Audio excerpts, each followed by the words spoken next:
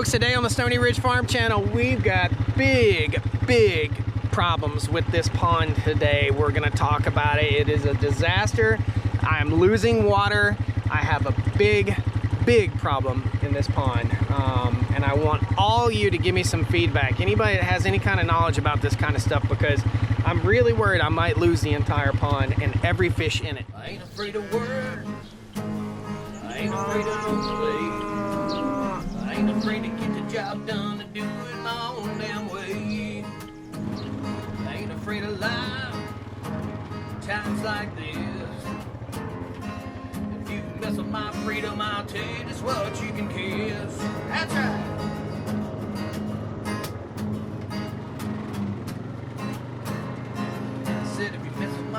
I tell you just what you can kill. Good afternoon, everybody. Welcome back to the Stoney Ridge Farm. It's a gorgeous day here on the Stoney Ridge. Today we're going to be talking about ponds and pond maintenance and having a farm pond, and a big problem that I've got with this pond right now. We're actually going to toss a drone up and get you some shots of this pipe right here, and the problem is within this pipe. I don't have any experience with this. I've called a couple professionals, and we're talking about $5,000, $10,000, $15,000 to solve this problem, and I'm losing water. First thing I need to do while we're down here and while we're researching this is let my cows out, and I'm gonna let them start grazing this hillside real quick. So let me go do that, and then we'll tell you a little bit more about the problem that we're having with the pond dam here, and it is very serious, and it's urgent that I get it taken care of. Just look at my water level. It's already dropped almost a foot. This was original water level right here, and we're getting all the way down into here. This is going to be a serious issue. Let's get these cows out here, let them graze. Take care of animals first. Every day I try to move the cows at least once a day, most of the time twice a day. And this little section of pasture right here is not something that they get to graze very much. I think I brought you guys out here last time I did this. It's very nerve-wracking. In other words, they are outside the perimeter barrier fence right here, and the only thing keeping them in place is this poly wire right here. So it's a little bit iffy when I move the cows out here. The babies can get under the fence, but typically they'll come right back to the mama, and we don't want them in this pond. Not right now, that's for sure. So let's get up here and we'll open the gate and let the cows come on through, get a little grub. Ooh, I don't want to wade in this grass. I'm going to be so itchy. This is Johnson grass right here, and you can see it's up to my chest. I'm 6'5", man. It's not good. I don't like it. Here's a little gate closing secret. You just close your gate and you run that in and hang it over. There's a chance it could get pulled out. If you drop it in behind your chain, it cannot get pulled out. So, little gateology lesson right there. I've told that a million times. Chuck this guy over. Get this gate open. Come up. First, we got to mob the cows up right here at the gate. Come on, girls. Woo! Sometimes you got to jiggle the gate. Come up. Just that sound will get them coming. Come up. This grass is so high, I'm gonna have a hard time pushing the gate open. There we go. These cows are gonna go nuts for that grass right there, man. Come on, kids. Look at this grass. Oh, baby. Look at that. Look at that.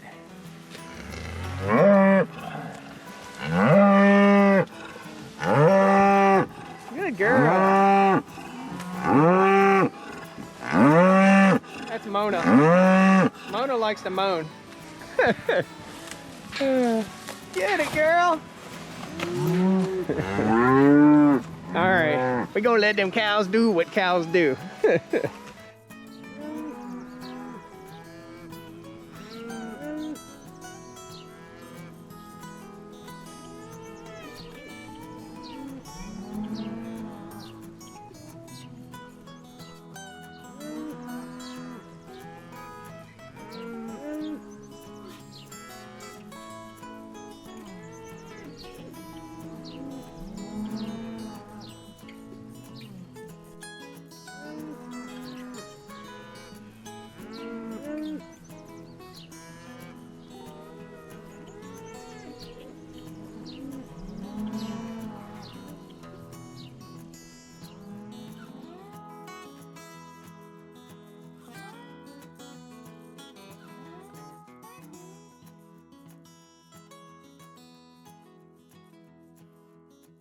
So here's how this pond works, and here's what had to happen.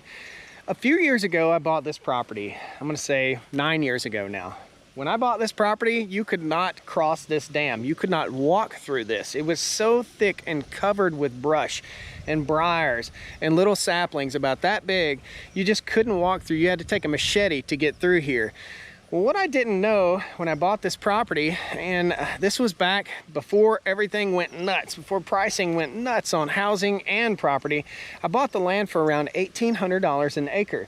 This was all in trees, and I'm not talking about good trees. I'm talking about trees, and in case you're a tree lover, I'm talking about trees that were basically just brush. It's just inundated with brush, and all of this used to be cropland and pasture land, but it had gone fallow. In other words, they let the fields grow up because they didn't maintain the farm anymore. Nobody was farming it anymore. This was an irrigation pond, and it still serves as an irrigation pond and also for livestock water in case of any emergency.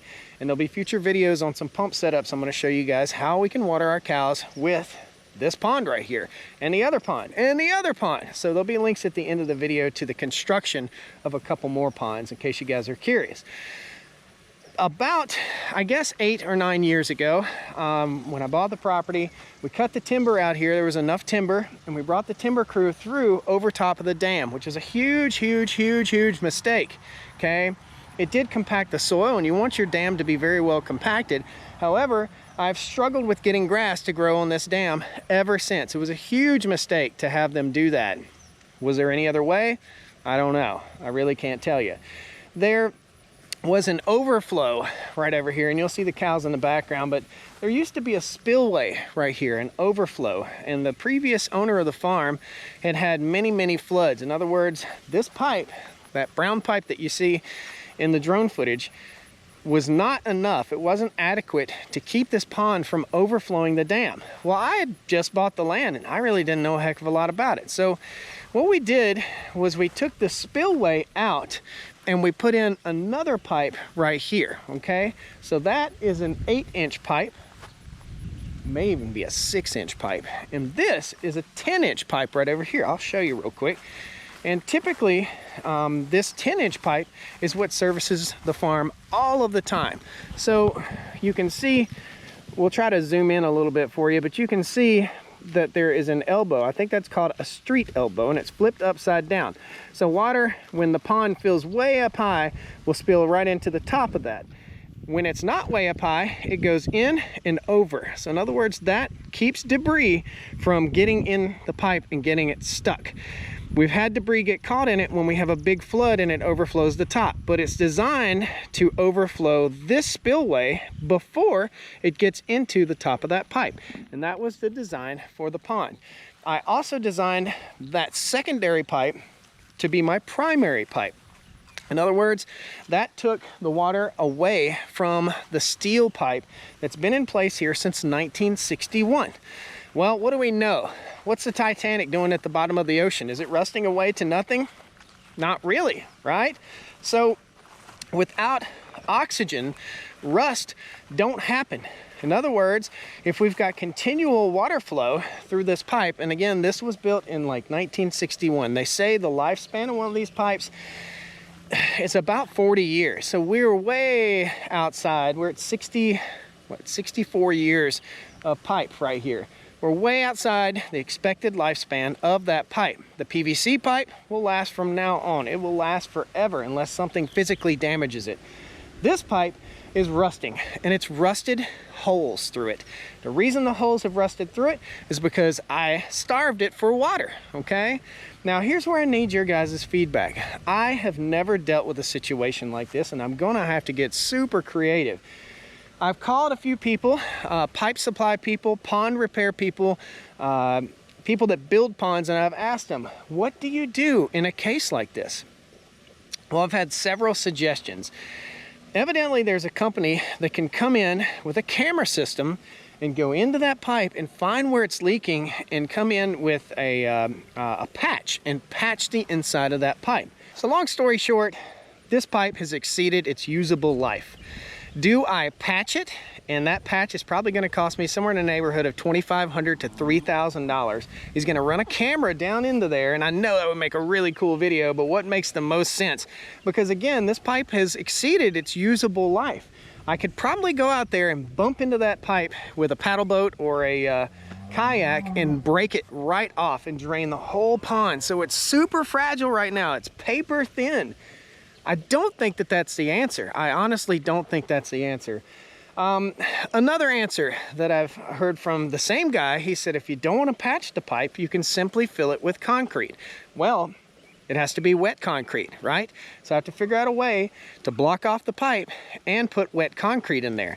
There is a expandable plug that you can put in a pipe like this to stop the flow of water. Now I can emergently do that. Here's the problem. The pipe comes right through the dam, goes right under our feet right here, and comes out down here in this brush. And it is slinging some water, big time. So what I gotta do is get in here, bring the skid steer over here and get stuck. I gotta mow this right here. So another option that we've talked about is plugging the end down here, then taking a backhoe, a Mini X, and scraping back the dirt about 4 feet in, framing it all up, and putting that plug in as far as we can, and then building a concrete barrier to stop the flow of water.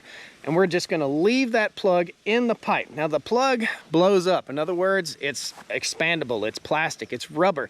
It's going to leak down eventually, but will it leak down in time for the concrete to dry? Of course, it will leak over a period of a year. It will probably leak down. We'll start getting some seepage.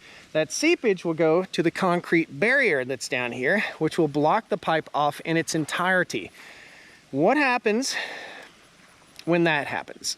How on earth, my thought is to fill the pipe with concrete. I think that is the best way to do this.